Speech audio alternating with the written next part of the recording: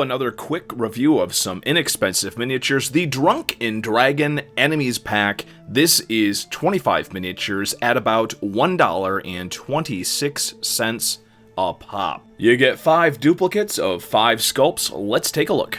So there's some unique sculpts in here, which are unlike anything that I have really seen before. There are mold lines. You know, these are PVC miniatures about on the scale as the first Reaper Bones, but made of a slightly stiffer PVC material. And, you know, the choices in the sculpts are actually pretty good. I like the evil female sorcerer miniature and the female bandit. You can tell they were going for a more dynamic pose for the goblin, but it just unfortunately does not work. It looks all wonky. The kobold, what a great kobold miniature. There's actually a lot of like little details in the scales, in the clothing. And I'm really disappointed that the one arm attached to the shield really wasn't sculpted all that well. The hand holding the knife is a little bit wonky, but I can forgive that. But there is no hand on the shield. It's completely missing. Man, what a disappointment. I really like this, even though it is much larger in scale compared to most other kobolds. The Ogre Orc guy, it looks a little bit more like an ogre, but it is clearly meant to be an orc. And of course, we have some pictures here. PVC material can easily be fixed by dipping it into hot water and then cold water to straighten out those stabs. And here we have some examples of these all painted up.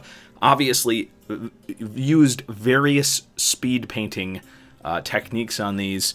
Made generous use of sloppy washes. These I did not put any time into these, but you know what? They turned out pretty good. And there you can see some of the scale detail on the kobold's arm. These massive, massive kobolds. I might try to maybe do a little bit of messing around with some of the ones that I have left and maybe make this into a project to make a big old kobold leader. The goblin, man, I don't know. Half of that sculpt is great. The upper half is not. Here we have the Sorceress Miniature with her awesome staff. Again, went with a very simple paint job. I think it's an incredibly useful miniature to have. We have the comparison to see how large that massive kobold is. Certainly not a small miniature at all. And we have the Orcs, which I painted up in slightly different colors. Again, I'm not sure if he's wearing a toga or a full jerkin. Who knows? And can you tell what's the same for all of these miniatures? You guessed it, I used Sharpie. Yes, Sharpie permanent marker, the easy way to do metallics without spending a lot of time, especially if you're doing speed painting and you just don't really care that much about the quality. So there you have it, folks. If you are very interested in getting multiples of these specific miniatures, then you might want to go on Amazon. I will share the link below.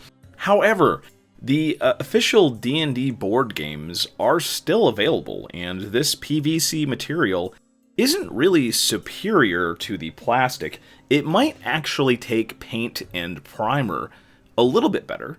These certainly seem to take paint and primer very well, and, you know, but the plastic materials that come with the D&D board game sets, I mean, they're great, and you also get multiples of classic D&D monsters like kobolds, and if you search around, you can usually find those for a decent price. So, should you spend $33 on a set like this, or wait for a price of around $35 to $40 for one of the D&D board games? That's really up to you. I will leave that up to your own perspective on how you feel about these miniatures and what you like in terms of scale and design. I think these are a little bit more cartoonish, so if you like these, then follow the link below. If not, maybe you should take a look at some of the D&D board games that are still available on Amazon right now and consider if perhaps one of those sets might have the miniatures that you're looking for instead. And of course, feel free to check out all my videos where I talk about a lot of miniature alternatives. There's a ton of Kickstarted stuff out there where for war games, EM4 is still making cheap miniatures over in the UK. There's lots of alternatives. Check out my videos. And as always, if you know of any new inexpensive miniatures out there, please let me know in the comments below. And always, subscribe to this channel, as I'm going to be doing more D&D crafts.